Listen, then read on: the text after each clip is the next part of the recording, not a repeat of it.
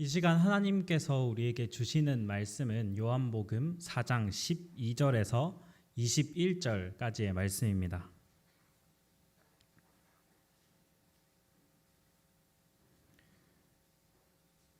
요한복음 4장 12절에서 21절까지의 말씀을 제가 봉독하겠습니다. 하나님의 말씀을 경청하시기 바랍니다. 우리 조상 야곱이 이 우물을 우리에게 주셨고 또 여기서 자기와 자기 아들들과 짐승이 다 마셨는데 당신이 야곱보다 크니까. 예수께서 대답하여 이르시되 이 물을 마시는 자마다 다시 목마르려니와 내가 주는 물을 마시는 자는 영원히 목마르지 아니하리니 내가 주는 물은 그 속에서 영생하도록 솟아나는 샘물이 되리라. 여자가 이르되 주여 그런 물을 내게 주사 목마르지도 않고 또 여기 물 기르러 오지도 않게 하옵소서. 이르시되 가서 내 남편을 불러오라. 여자가 대답하여 이르되 나는 남편이 없나이다. 예수께서 이르시되 내가 남편이 없다 하는 말이 옳도다. 너에게 남편 5이 있었고 지금 있는 자도 내 남편이 아니니 내 말이 참되도다. 여자가 이르되 주여 내가 보니 선지자로소이다. 우리 조상들은 이 산에서 예배하였는데 당신들의 말은 예배할 곳이 예루살렘에 있다 하더이다. 예수께서 이르시되 여자여 내 말을 믿으라. 이 산에서도 말고 예루살렘에서도 말고 너희가 아버지께 예배할 때가 이르리라. 아멘. 할렐루야. 네, 항상 반응이 없는 청소년들과 함께하다가 이렇게 할렐루야 한마디에 반응해 주시는 성도님들을 보니까 너무 마음이 좋고 감사합니다. 오늘 이 예배 자리에 나오신 모든 성도님들께 하나님의 소망과 평화, 사랑이 가득하기를 소망합니다. 제가 부임한 지 이제 한 달이 조금 넘었죠. 그래서 이렇게 설교단 위에서는 처음 인사를 드립니다. 언제나 교회에서 마주치면 늘 환영해 주시고 또 미소로 맞이해 주셔서 참 감사합니다. 오늘 본문 말씀은 사실 많은 성도님들이 익숙해하는 말씀일 거라고 생각합니다. 예수님께서 수가라는 동네의 우물가에서 사마리아 여인을 만나 대화하는 내용이죠. 이 이야기가 기억하기 쉬운 이유가 있습니다. 대부분 남편 5이 있었던 사마리아 여인이라고 하면 그 이야기 하면서 이 본문을 기억합니다. 보통 이 말씀은요, 본문을 따라가면서 한 절 한 절 따라가면서 말씀을 풀어나가는 것이 일반적인 방식인데요. 오늘 저는 그렇게 하지 않고 핵심 3가지를 추려서 또 그때그때 필요한 본문들을 찾아보는 방식으로 진행하려고 합니다. 그래서 성경을 펼쳐 놓으시고 함께 보면서 말씀을 들으시면 많은 도움이 되실 것 같습니다. 원래 오늘 본문이 요한복음 4장 4절부터 42절까지인데 편의상 제가 너무 길어서 12절부터 21절까지만 읽었습니다. 오늘 말씀에는 우물이 하나 나오죠. 이 우물의 이름은 야곱의 우물입니다. 그래서 사마리아 사람들은 이 우물을 통해 목을 축이고 아브라함, 이삭, 야곱을 떠올렸습니다. 그런데 예수님은 14절에서 새로운 생수에 대해서 말씀하십니다. 그러니까 오늘 설교 제목처럼 예수님은 새로운 우물이 되시는 것이죠. 그래서 예수님께 새로운 물을 공급받는다는 것이 무엇인지 함께 살펴보려고 합니다. 새로운 우물의 생수를 마시면 첫 번째로 우리는 새로운 삶을 살게 됩니다. 어떻게 새로운 삶을 살게 될까요? 우리는 그 이유를 7절 말씀에서 찾을 수 있습니다. 7절 말씀에서 예수님은 사마리아 여인에게 한마디 말씀을 하십니다. 뭐라고 하시죠? 물을 좀 달라라고 하십니다. 사실 이 물을 좀 달라라고 하는 부분에서 우리는 놀라야 하는데 아무도 놀라지 않죠. 왜냐하면 우리는 그냥 이 말씀을 보고 예수님이 목이 좀 마르신가 보다 이렇게 생각하기 마련입니다. 그런데 이렇게 그냥 지나칠 수 있는 말씀이 아닙니다. 제가 한 가지 예시를 들어드리겠습니다. 저희 교회 앞에 백다방이라는 카페가 하나 있죠. 그 카페에 어떤 젊은 여성분이 그 카페에 앉아서 공부를 하고 있는 풍경을 한번 생각해 보시기 바랍니다. 공부를 하고 있는데 어떤 젊은 남자가 나타나서 굉장히 깔끔하게 옷을 입고 머리를 깔끔하게 하고 그 여자에게 다가가서 혹시 핸드폰 번호 좀 물어봐도 되겠습니까? 이렇게 물어보는 거죠. 그러면 이 이야기가 드라마라고 했을 때 이 드라마의 장르는 뭐가 될까요?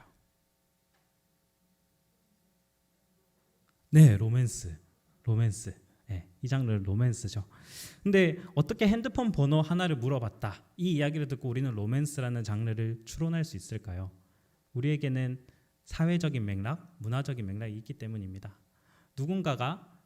젊은 누군가가 다가가서 번호를 물어본다라고 하는 것은 관심이 있다는 뜻이기 때문이죠.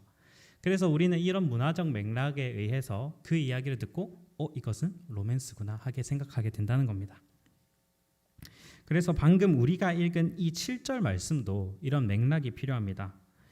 요한복음을 제일 먼저 듣고 읽은 사람들이 누구냐면요, 바로 요한 공동체입니다. 이 요한 공동체 사람들은요, 대부분 유대 출신입니다.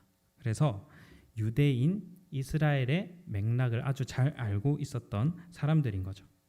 그 사람들은 이 7절을 읽을 때 물을 좀 달라라고 하는 이 7절을 읽을 때 아주 놀랄 수밖에 없습니다. 왜냐하면 유대인들에게 우물가라고 하는 장소는 바로 결혼을 떠올리게 하기 때문입니다. 왜 그러냐면 구약을 보시면 우물가는 보통 아내를 찾는 장소로 나옵니다. 창세기 24장을 보면 우물이 나오는데 그 우물가에서 이삭의 아내가 될 리브가가 등장을 하죠. 아브라함의 종들이 리브가에게 물을 달라고 합니다. 그리고 리브가는 우리 모두가 아는 것처럼 아브라함의 며느리 이삭의 아내가 되는 것이죠. 창세기 29장에도 우물이 등장합니다. 29장의 우물에서는요, 야곱과 라헬이 만납니다. 그리고 라헬은 야곱의 아내가 되죠. 이뿐이 아닙니다. 출애굽기 2장에도 우물이 등장을 하는데요, 이곳에서는 모세의 아내가 될 십보라가 등장합니다. 그러니까 유대인들에게 우물가라고 하는 장소를 말하면 자연스럽게 결혼과 연관된 무언가를 떠올릴 수밖에 없다는 것이죠. 그래서 요한복음을 가장 먼저 듣고 읽었던 요한 공동체는 이 장면에서 놀랄 수밖에 없습니다. 예수님이 사마리아 여인에게 지금 결혼하자고 말씀하시는 건가? 이런 생각을 하게 될 수밖에 없다는 것이죠. 우리로 치면 예수님이 스타벅스에서 어떤 여성에게 번호 좀 주시겠습니까? 하는 정도의 충격과 맞먹는 충격일 겁니다. 더군다나 이 앞에 요한복음 3장에서는요, 세례 요한이 예수님을 신랑이라고 묘사를 하고 있습니다. 그러니까 결혼이라고 하는 이미지가 앞에 3장에서부터 쭉 이어져 오고 있는 것이죠. 그렇다면 왜 예수님께서는 하필 결혼이 떠올려지는 말씀을 하셨을까요? 그 이유는 이 당시 사람들에게 신을 모신다라고 하는 것은 마치 혼인 관계와 같았기 때문입니다. 왜냐하면 가부장 사회였기 때문이죠. 가부장 사회에서는 남편, 아버지의 말이 가정의 법칙입니다. 그러니까 신랑이 생기고 남편이 생긴다는 것은 새로운 삶을 의미할 수밖에 없다는 것이죠. 더군다나 18절을 보면 이 여인은 이전에 남편이 5명이나 있었습니다. 여기서도 우리는 유대인의 안경을 껴야 합니다. 한국인의 안경이 아니라 유대인의 안경이 필요합니다. 한국인이 보기에 이 여인은 그냥 결혼 생활을 잘 유지하지 못하는 여인입니다. 그러나 당시 이스라엘 사람들의 눈에는, 요한 공동체의 눈에는 이 여인에게서 사마리아의 역사가 보입니다. 여기서 우리는 열왕기하 17장 30절과 31절 말씀을 봐야 하죠. 이 말씀은 아수르 왕이 북이스라엘이었던 사마리아를 점령하고 강제로 5민족들을 사마리아 땅으로 이주시키는 장면입니다. 그래서 30절과 31절에는 5민족이 등장합니다. 바벨론 사람들, 굿 사람들, 하맛 사람들, 아와 사람들, 스발와임 사람들, 이렇게 5민족이 사마리아 지역에 섞여서 살아가게 되는 것이죠. 그러면 어떤 일이 일어나냐? 그 안에서 서로 혼인을 하기도 하고 그것 때문에 문화가 섞이기도 합니다. 그래서 다른 민족과 결혼한 사마리아 사람들은 다양한 지역의 신들, 다양한 지역의 우상들을 섬기게 되는 것이죠. 이 안경을 끼고 다시 이 사마리아 여인에게 5 남편이 있었다는 사실을 보시기 바랍니다. 우리에게도 이제 사마리아의 역사가 보인다는 것이죠. 그리고 예수님은 그 사마리아 여인에게 결혼하자고 말씀하고 계시는 겁니다. 이게 무슨 뜻일까요? 사마리아는 이제 다른 신, 다른 가치들을 버려야 한다라는 말입니다. 그리고 참 신랑 되시는 분은 오직 예수 그리스도시다 하는 말입니다. 제가 새로운 우물의 생수를 마시면 첫 번째로 새로운 삶이 시작된다라고 했습니다. 바로 이 맥락인 것이죠. 제가 말씀드렸죠. 가부장 사회에서의 혼인은 새로운 삶을 가져올 수밖에 없다고요. 예수 그리스도라는 참 남편, 참 신랑과 혼인하면 우리는 오직 예수 그리스도의 법칙을 따라 살아가게 된다는 것입니다. 그래서 예수 그리스도라는 새로운 우물의 생수를 마신 우리는 주님으로부터 새로운 삶을 받았습니다. 우리 그리스도인은요, 교회는요, 세상의 가치를 따라 살지 않습니다. 세상이라는 신랑, 세상이라는 남편은 좋은 아파트가 최고라고 말합니다. 많은 돈이 최고라고 말하면요. 끝내주는 명품과 외제차가 최고다라고 말합니다. 그러나 우리 그리스도인들에게는 그것이 최고가 아닙니다. 우리에게 최고는 오직 하나님 나라입니다. 하나님 나라와 그 의가 우리에게는 최고의 가치인 것이죠.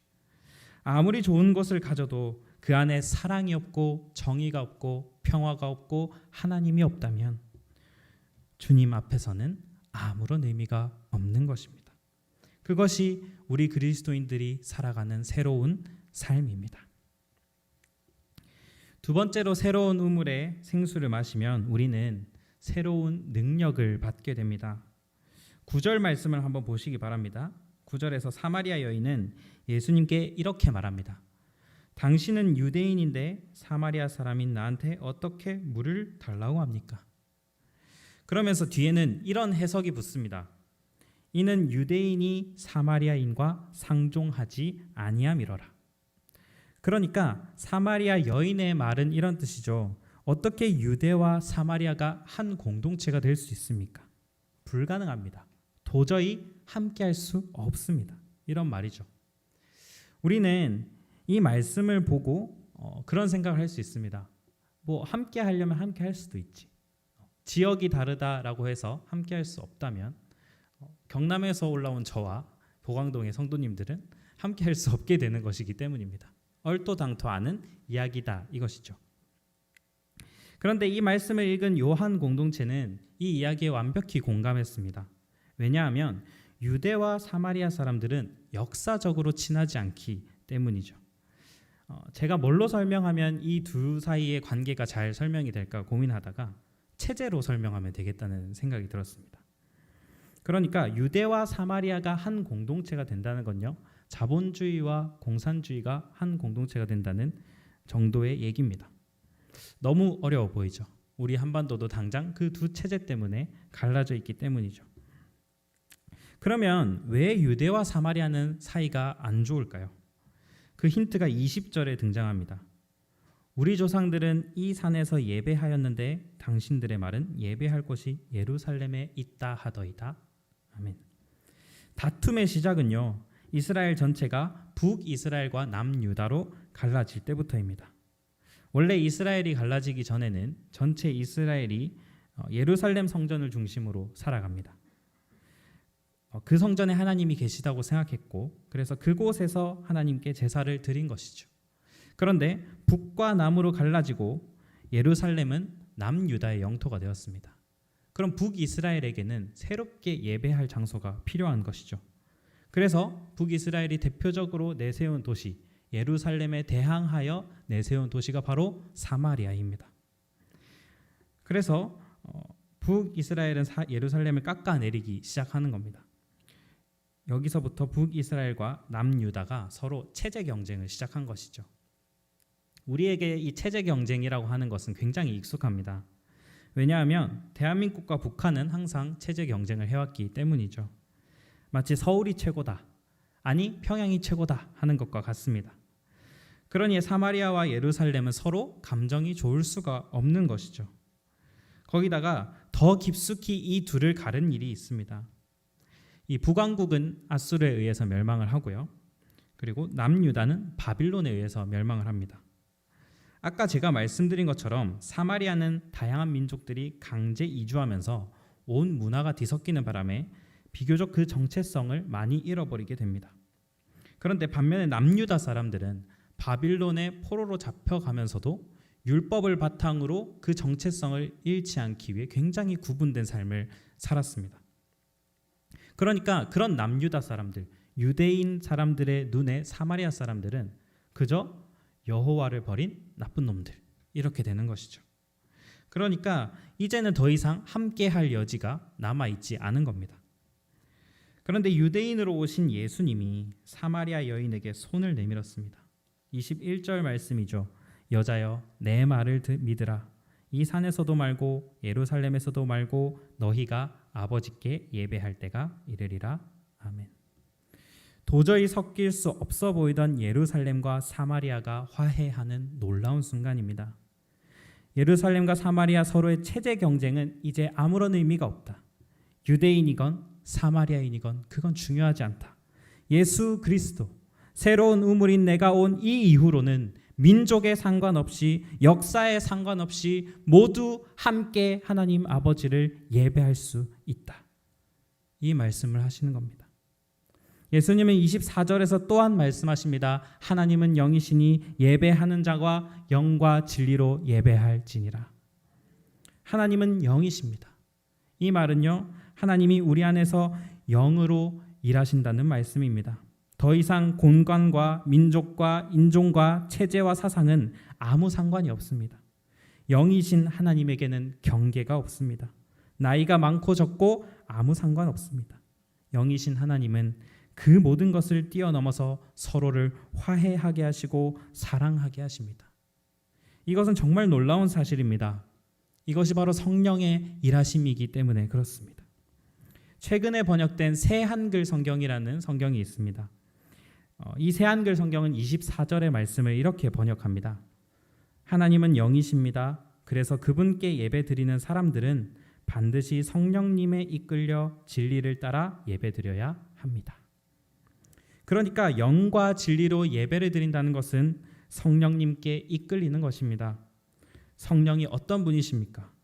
사랑이 없는 곳에 사랑이 있게 하시고 생명이 없는 곳에 생명이 있게 하시고 평화가 없는 곳에 평화가 있게 하시는 영입니다. 새로운 우물의 생수가 주는 새로운 능력은 바로 성령인 것입니다. 여러분, 저는 이 교회에 온 지 한 달이 조금 넘었습니다. 보통 누군가를 사랑하려고 하면 적응하는 시간이 필요합니다. 그런데 제가 보광중앙교회에 오면서 놀라운 경험을 했습니다. 부임하는 첫날부터 이 교회를 사랑하는 마음을 주님께서 주셨습니다. 처음 보는 목사님들, 처음 보는 성도님들, 또 처음 보는 교회인데도 불구하고 사랑의 마음이 제 안에서 솟아나는 것을 경험했습니다. 사실 제가 그렇게 사랑이 많은 사람은 아닙니다. 불만도 많고 싫어하는 것도 많고 미워하는 것도 많죠.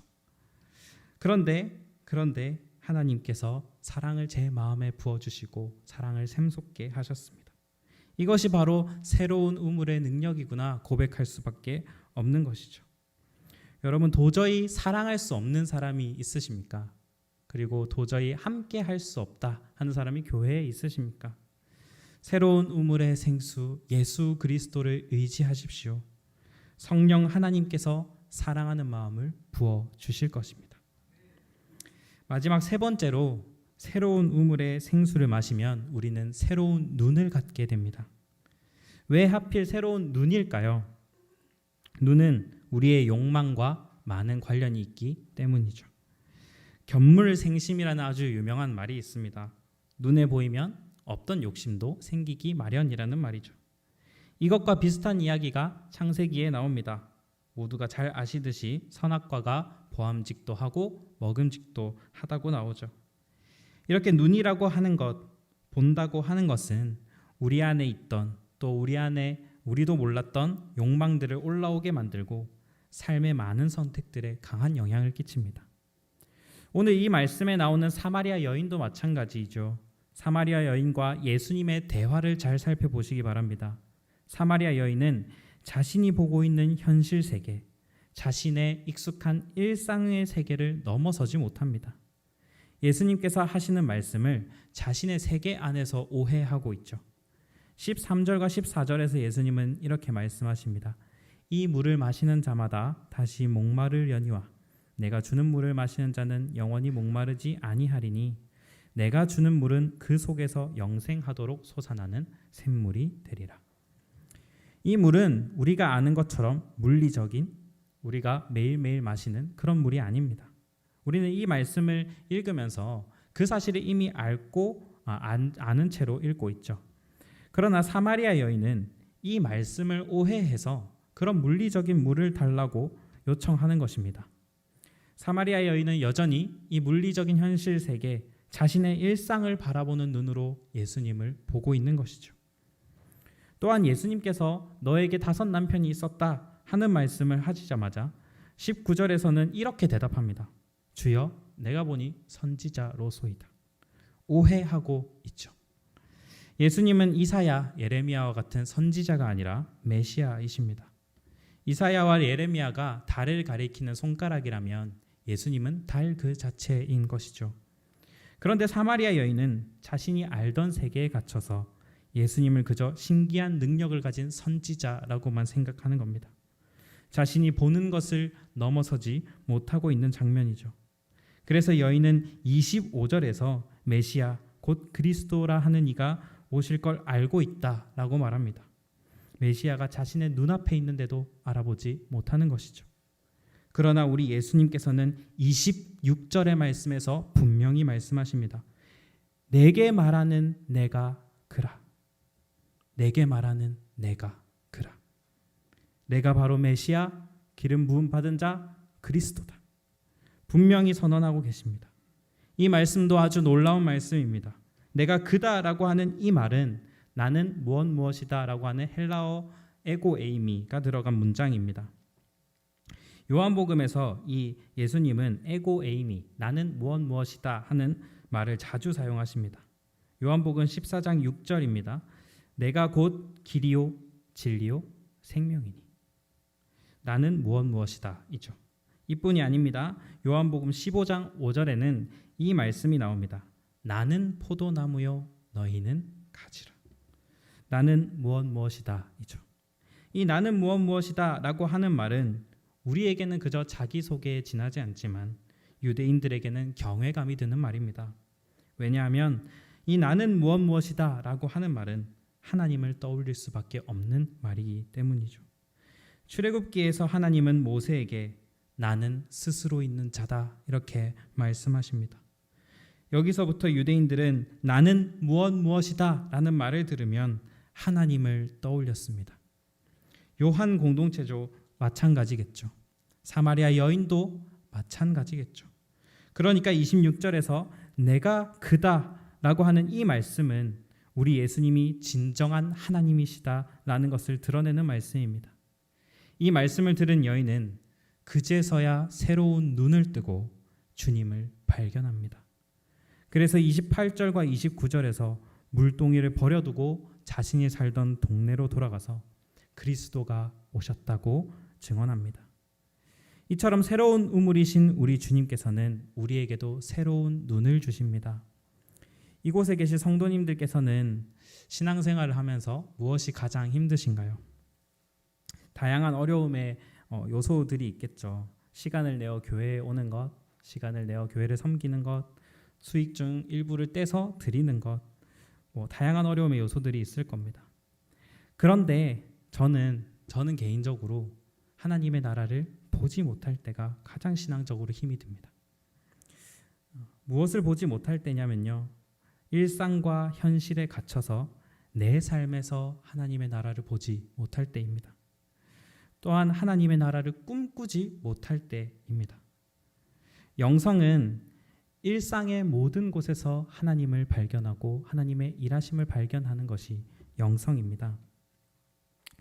성경에서는 하나님의 나라가 이미 시작되었다고 말하고 있죠. 하나님이 이미 이 세상을 통치하고 다스리고 있다는 것을 말합니다. 머리로는 너무나 잘 압니다. 그런데 그 나라가 도무지 눈에 보이질 않으니까 계속 현실 나라를 보고 세상의 가치대로 생각하게 됩니다. 더 좋은 것을 가지고 싶다. 더 좋은 집으로 가고 싶다. 좋은 차가 한 대 있었으면 좋겠다. 수입이 정말 많았으면 좋겠다.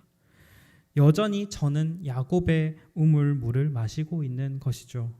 하나님의 나라가, 하나님의 사랑이, 하나님의 정의가 정답이라고, 예수 그리스도의 십자가와 부활이 정답이라고 매주 가르치며 전하며 설교하는 제가 현실의 눈으로만 삶을 바라본다는 것입니다.